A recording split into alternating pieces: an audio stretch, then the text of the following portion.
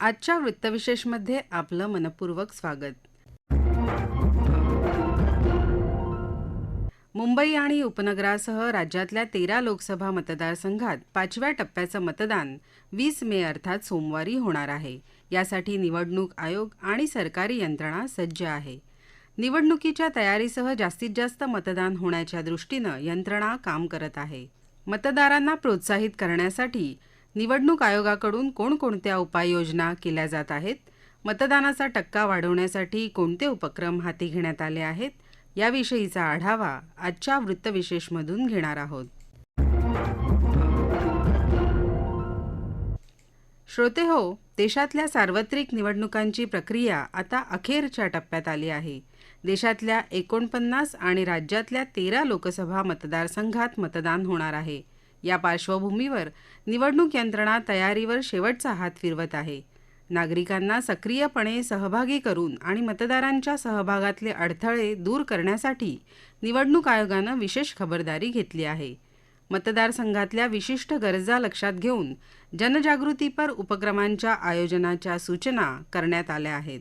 मतदानाचा टक्का वाढावा यासाठी निवडणूक आयोगाच्या वतीनं मतदार जागृतीचे विविध उपक्रम राबविले जात आहेत. जिल्हा निवडणूक अधिकारी कार्यालयाच्या वतीनं स्वीप अंतर्गत आशा सेविका तसंच मतदान केंद्रस्तरीय अधिकाऱ्यांना वेळोवेळी प्रशिक्षण देण्यात येत आहे. घरोघरी जनजागृती करत मतदारांना मार्गदर्शन करण्यात येत आहे. निवडणूक आयोगाकडून मुंबई उपनगरामधल्या विविध उपक्रमांबाबत माहिती देत आहेत मुंबई शहराचे जिल्हाधिकारी संजय यादव. मतदार नोंदणी हा एक मुंबई शहरासारख्या मोठ्या शहरांमध्ये एक मोठा आव्हानाचा विषय असतो. कारण की मुंबईमध्ये येणारे जे नवमतदार आहेत शक्यतो हे सगळे विद्यार्थी असतात आणि तुम्हाला असं लक्षात येईल की हे विद्यार्थी बहुतांशी हे मुंबई शहराच्या बाहेरून मुंबई महाविद्यालयांमध्ये युनिव्हर्सिटीमध्ये शिकायला येतात. त्यामुळे त्यांचे पत्ते इथले नसतात. तरी देखील मुंबईमध्ये राहणारा विद्यार्थी वर्ग शोधून काढून त्यांना त्यांच्या रहिवासाचे पुरावे वगैरे सगळे यांच्या सहित त्यांना अर्ज करायला लावणे ही एक मोठी, तशी बघायला गेली तर कठीण बाब असते. पण त्याच्यामध्ये आम्ही विविध NGOच्या सहकार्याने किंवा महाविद्यालय आहेत, युनिव्हर्सिटीज आहेत, त्यांचे स्टाफ्स आहेत, त्यांच्या मदतीने विद्यार्थी संघटना यांच्या माध्यमातून या विद्यार्थ्यांपर्यंत, मुलांपर्यंत पोहोचलो आणि जवळपास 13,000पेक्षा जास्त नवीन मतदारांची नोंदणी, की जी म्हणजे मूळ मतदारांच्या जवळपास 100% इतकी आहे. एवढी मतदारांची नवीन नोंदणी नवमतदारांची करता आली. याच्या व्यतिरिक्त इतर जे मतदार आहेत, इतर भागातून काही ट्रान्सफर झालेले असतील किंवा त्यांची नोंदणी राहिलेली आहे, असे देखील जवळपास सगळे मिळून 60,000 इतके नवीन मतदारांची नोंदणी या गेल्या 2 महिन्याच्या कालावधीमध्ये आपण करू शकतो. याच्यामध्ये आम्हाला महानगरपालिका असतील किंवा ज्या कम्युनिटी हेल्थ व्हॉलंटियर्स असतात त्यांची किंवा स्वच्छता दूत या सगळ्यांची मदत घेतली आणि आम्ही घराघरापर्यंत जाऊन BLO जे आहेत आपले बूथ लेवल ऑफिसर्स आहेत त्यांच्या मार्फत या मतदारांपर्यंत पोहोचून ही कागदपत्र सगळे आणि जमा करून घेऊन योग्य मुदतीमध्ये त्याच्यावरती निर्णय घेऊन मतदार यादीमध्ये नाव समाविष्ट करण्याची प्रक्रिया करणं सुलभ झालं. निवडणूक आयोग तर नेहमीच आवाहन करतं, कारण की ही जी लोकशाहीची प्रक्रिया आहे ती भक्कम आणि सक्षम व्हायची असेल तर ती मतदारांनी सगळ्या मतदान करणं याच्यामध्ये हे अपेक्षित आहे. आणि त्याच्यासाठी निवडणूक आयोग हा नेहमीच मतदार नोंदणीसाठी जेवढा प्रयत्न करतो तेवढाच प्रयत्न या नोंदलेल्या मतदारांनी मतदान करावं हा देखील प्रयत्न करतो. आणि म्हणून मग मतदानाच्या दिवशी सुट्ट्या देखील शासकीय कर्मचाऱ्यांना दिल्या जातात किंवा जे खाजगी क्षेत्रात, असंघटित क्षेत्रात काम करतात त्यांना देखील मतदानापुरती सूट द्यावी अशा प्रकारचं आवाहन हॉटेल्स असतील, इंडस्ट्रीज असतील यांना देखील दिलं जातं. तर या कालावधीचा उपयोग लोक बहुतांशी जबाबदारीने मतदान करण्यासाठी वापरतात. पण काही लोक त्या जबाबदारीने वागत नाहीत आणि ही सुट्टी जी आहे ती इतर कारणांसाठी कुठेतरी पिकनिकला जा किंवा अशा पद्धतीने करतात. तो एक धोका असतो. त्यामुळे आम्ही या निमित्ताने सगळ्यांना आवाहन करत असतो की ज्या लोकशाहीला भक्कम करायचं असेल तर मतदान केलं पाहिजे आणि मतदानाचा अधिकार हा सहजासहजी आपल्याला मिळालेला नाही आहे याची जाणीव ठेवली पाहिजे आणि त्याची किंमत खरी ओळखून, त्याची ताकद ओळखून त्याचा योग्य वापर केला. श्रोतेहो, समाजातल्या सर्व स्तरातून मतदान व्हावं यासाठी निवडणूक आयोगाकडून विशेष दक्षता घेतली जात आहे. दिव्यांग आणि 80 वर्षांवरील मतदारांसाठी विशेष व्यवस्था करण्यात आली आहे. मुंबई उपनगर जिल्ह्यातल्या मतदारसंघातील दिव्यांग मतदारांना मतदार केंद्रावर परिवहन योजनेअंतर्गत 613 ठिकाणी रिक्षा व इको व्हॅनची व्यवस्था करण्यात आली आहे. मतदानाच्या दिवशी विधानसभा मतदारसंघनिहाय दिव्यांग व ज्येष्ठ मतदारांसाठी 26 रिंग रूट तयार करण्यात आले आहेत. तसेच मतदानाच्या दिवशी दिव्यांग फ्रेंडली लो फ्लोअर बस धावणार आहेत. या बसमधून हात दाखवा, बस थांबवा या धर्तीवर दिव्यांग व ज्येष्ठ मतदार या वाहतूक सुविधेचा लाभ घेऊ शकणार आहेत. दिव्यांगांसह महिला मतदारांसाठी करण्यात आलेल्या उपाययोजनांविषयी माहिती देत आहेत मुंबई शहराचे जिल्हाधिकारी संजय यादव. आपण महिलांसाठी दोन प्रकारच्या महिला आपण याच्यामध्ये बघू शकतो की ज्या महिला बुरखाधारी किंवा वेगळ्या पोशाखाच्या असतात त्यांच्यासाठी आपल्याला तिथे एक विशिष्ट महिला अधिकारी आपण नेमतो, ज्याला पर्दानशीन म्हणतो. इतर महिलांसाठी एक वेगळी लाईन आपण तिथे ठेवतो, कारण पुरुष, महिला आणि दिव्यांगांनी असे 3 वेगवेगळ्या लाईन आपण पोलिंग स्टेशन्सवरती लावलेल्या असतात. याच्या व्यतिरिक्त आवश्यक सुविधा ज्या असतात त्या सगळ्या आपल्याला तिथे पोलिंग स्टेशन्सवरती ठेवलेल्या असतात. आता बऱ्याचशा महिला ह्या छोट्या मुलांना, बाळांना घेऊन सुद्धा येतात. त्यामुळे तिथे एक प्रत्येक पोलिंग एरियावरती मध्ये की ज्याला आपण छोटंसं क्रेश फॅसिलिटी म्हणतो, ती देखील आपण तिथे दिलेली आहे. आणि महिला व बाल विकास जो विभाग आहे आमचा, त्यामार्फत ही व्यवस्था केली जाते. त्याच्या व्यतिरिक्त प्रत्येक पोलिंग बूथवरती मेडिकल स्टाफ असतो. हीट वेव्हच्या अनुषंगाने आवश्यक ती औषध व्यवस्था तिथे असते. आणि डॉक्टर्स हे आपल्या प्रत्येक पोलिंग एरिया वाईज आपण नेमलेले आहेत आणि त्याचं जे नेटवर्क आहे महानगरपालिकेचं ते देखील याच्यामध्ये जोडलेलं आहे. ॲम्ब्युलन्सेस आहेत किंवा आपल्याला 108च्या ऑन कॉल मिळणाऱ्या ॲम्ब्युलन्सेस देखील ॲडिशनल आपण तिथे प्रत्येक कॉन्स्टिट्युएन्सीमध्ये ठेवलेले आहेत. त्यामुळे महिला म्हणून आणि दिव्यांग म्हणून दिव्यांगांच्या ॲक्सेसिबिलिटीसाठी सक्षम नावाचं ॲप आहे. ते हे दिव्यांग मतदारांवरती आम्ही ॲप सगळे मार्क केलेले आहेत ते शोधून.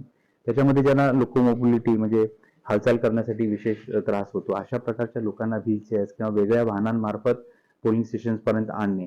यापूर्वी 85 वर्षांपेक्षा जास्त असलेले जे मतदार होते, दिव्यांग जे मतदार होते, त्यांना होम वोटिंगचे देखील आम्ही फॅसिलिटी उपलब्ध करून दिलेली आहे. 12 नावाचा फॉर्म आपण त्यांना भरून प्रत्येक घरोघरी सगळ्यांना दिला आणि त्याच्यातून ज्या लोकांनी त्याच्यात सहमती दर्शवली की आम्ही होम वोटिंगला तयार आहोत, तर त्यांच्यासाठी होम वोटिंगच्या टीम्स त्यांना ट्रेन करून आपण घरोघरी पाठवल्या आणि त्यांच्या मार्फत मतदान करून घेतलेलं आहे. त्याच्यातून राहिलेले किंवा ज्यांना पोलिंग स्टेशनला यायचंय असे जे मतदार दिव्यांग किंवा सिनियर सिटीजन्स आहेत त्यांच्यासाठी आम्ही ही पर्सनल बेसिसवरती मोबिलिटी प्लॅन तर केलेलाच आहे, पण या व्यतिरिक्त आम्ही 20 बस रूट्स जे आहेत बेसच्या मार्फतनं आम्ही त्यांचे टाइम टेबल डिक्लेअर केलेलं आहे आणि त्या बसेसच्या मार्फत मोफत त्यांना पोलिंग स्टेशनपर्यंत आणण्याची देखील व्यवस्था आम्ही केलेली आहे.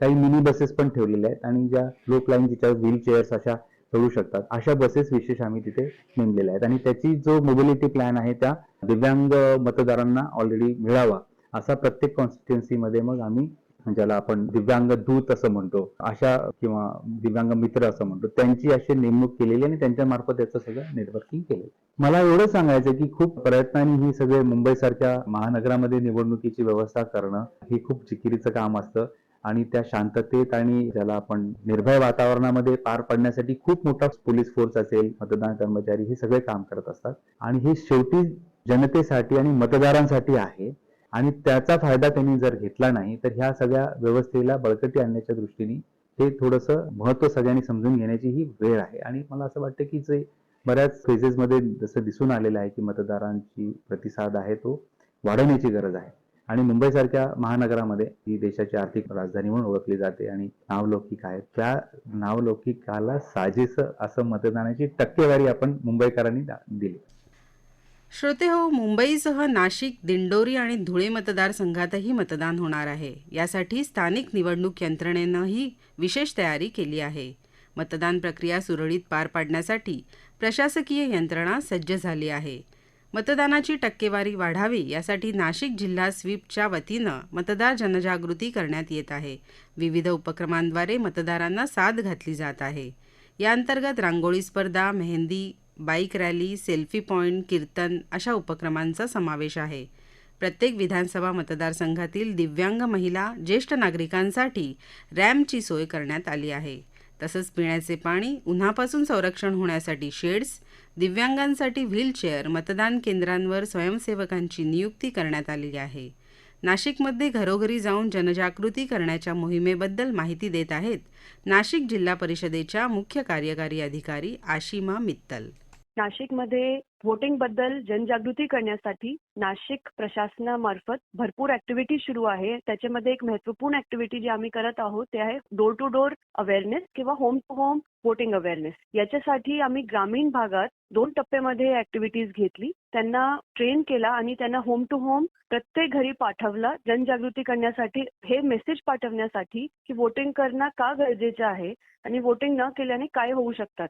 तर आपल्या लोकशाहीसाठी मतदान किती महत्त्वाचे आहे याच्यासाठी आम्ही डोर टू डोर अवेअरनेस केली आणि याचा दुसरा टप्पा आता सुरू आहे. कारण आता 20 तारखेला मतदान होणार आहे आणि त्याच्या अगोदर 17, 18, 19 3 दिवस आम्ही डोर टू डोर ग्रामीण आणि शहरी भाग दोघी ठिकाणी जात आहोत आणि प्रत्येक माणसापर्यंत, प्रत्येक व्यक्तीपर्यंत पोहोचण्याचा प्रयत्न करत आहोत. याचे कारण असं आहे की वोटिंग करणं किंवा मतदान करणं आपले लोकशाही बळकट करण्यासाठी खूपच गरजेचे आहे. बरेच ठिकाणी मतदाराची टक्केवारी कमी होत आहे. तर एक चांगली गोष्ट नाही. आपली भारताची ओळख आहे स्ट्रॉंगेस्ट डेमोक्रेसी म्हणून. तर ते आपल्याला जर मेंटेन करायचे असेल तर आपल्याला वोटिंग करणं, सगळ्यांना सोबत येणं खूप गरजेचे आहे त्याच्यासाठी. आणि त्याचे बरोबरच जे काही युवा मतदान आहे, फर्स्ट टाइम वोटर्स आहे, त्यांच्यासाठी सुद्धा आम्ही सिनियर कॉलेजेस आहे, जिथे जिथे युवा जातात अशा ठिकाणीवर कॅम्प्स घेतले होते अगोदर आणि भरपूर नवीन वोटर्स आम्ही रजिस्टर केले. आणि मी जे नवीन वोटर्स आहे किंवा जे युवा वोटर्स आहे त्यांना सांगू इच्छिते की तुम्ही तुमचे हक नक्की बजवा. कारण आपले गांधीजी जे आहे त्यांचं म्हणणं आहे be the change you want to see. आणि चेंज आपल्यापासूनच सुरू करणं खूप गरजेचं आहे. जे आपले पोलिंग बूथ्स आहे तिथे आम्ही सगळी सोयी सुविधा दिलेली आहे. वृद्ध व्यक्तींसाठी, दिव्यांग व्यक्तींसाठी रॅम्प्स आहे, व्हीलचेअर्स आहे. ऊन आहे म्हणून तिथे आम्ही पाण्याची सोयी, इलेक्ट्रोलाइटची सोयी, शौचालयाची सोयी सगळी सोयी केलेली आहे. तर मी परत आवाहन करू इच्छिते की नक्की या, वोटिंग करा आणि काही झाला तर वोटिंगचा दिवस सुट्टीचा दिवस समजू नका. आपला ड्युटीचा दिवस आहे. बऱ्यापैकी होम वोटिंग झालेली आहे. जे काही लोक 85 वयाचे वरचे आहे त्यांच्यासाठी हे होम वोटिंगची सोयी दिली गेली होती. बरेच लोकांना याचा लाभ घेतलेला आहे. आमच्याकडे खूप फोटोज आलेले आहे ग्रामीण भागातून, शहरी भागातून. यावर्षी नवीन उपक्रम सुरू झालेला आहे इलेक्शन कमिशन ऑफ इंडिया मार्फत आणि त्याचं मी अभिनंदन करते. दुसरी गोष्ट, होम टू होम वोटमध्ये काय इश्यूज आले, काय चॅलेंजेस आले, तर एक जे चॅलेंज आम्हाला दिसत आहे अर्बन ॲपेथीचे आहे. जेव्हा आमचे लोक जातात होम टू होम व्हिजिटसाठी तेव्हा बरेच लोकांचा इंटरेस्ट किंवा जे उत्साह आहे ते दिसत नाही. आणि हे जे लोक आहे शिक्षित आहे, त्यांच्याकडे रोजगार आहे, सगळी गोष्टी आहे, पण त्यांना असं वाटते की माझ्या एक मताने काय होणार, तर ते एवढे उत्साही कधी कधी आम्हाला दिसत नाही. तर त्याच्यासाठी परत मी आवाहन करू इच्छिते की असं समजू नका. आपल्याकडे अगोदर सुद्धा हिस्टॉरिकली असे भरपूर एक्झाम्पल आहे की एक मताने सुद्धा फरक पडतो. तर असं समजू नका की माझं एक मताने काय होणार. प्रत्येकाला एकच मत दिला गेला आहे आणि एकच मत आपला अधिकार आहे. तर ते बजावणं, त्याचा वापर करणं खूप गरजेचं आहे. श्रोतेहो, जगातल्या सर्व लोकशाहीवादी देशांमध्ये आदर्श लोकशाही म्हणून भारताची ओळख आहे. मतदान हा देशाच्या प्रत्येक नागरिकाचा हक्क आहे. त्यामुळेच ठाण्यातल्या 97 वर्षांच्या लीना श्रोत्री यांनी यापूर्वीच्या निवडणुकांमध्ये मतदान केलंय. यावेळीही मतदान केंद्रात जाऊन त्या मतदान करणार आहेत. मी एका शाळेची सेवानिवृत्त उपमुख्याध्यापिका आहे. माझे वय 97 वर्ष पूर्ण आणि 98 चालू. मी या निवडणुकीत मतदान करणार आहे. तुम्हीही माझ्याप्रमाणे मतदान करावे असे मी तुम्हाला आवाहन करीत आहे. मतदान हा आपला हक्क आहे, बजावायलाच हवा. दैनंदिन आयुष्यातील सर्वसामान्यांच्या गरजा पूर्ण करण्यासाठीचं धोरण राज्यकर्ते ठरवतात. म्हणूनच देशाच्या उज्ज्वल भविष्यासाठी चांगला उमेदवार निवडून देणं हे मतदारांच्या हातात आहे. मतदानाद्वारे देशाच्या विकासात हातभार लावायची ही एक संधीच आहे. एक सुजाण नागरिक म्हणून कोणतीही सबब न सांगता प्रत्येकानं मतदान करणं आवश्यक आहे. श्रोतेहो, आपला वृत्तविशेष हा कार्यक्रम आपण न्यूज ऑन AIR या ॲपवरही लाईव्ह ऐकू शकता. यासोबतच आमच्या मुंबई एअर न्यूज या यूट्यूब वाहिनीवर कार्यक्रमाचं ध्वनिमुद्रण आपल्याला कधीही ऐकता येईल. याबरोबरच आजचा वृत्तविशेष हा कार्यक्रम संपला. हा कार्यक्रम आकाशवाणी मुंबईच्या प्रादेशिक वृत्त विभागानं सादर केला.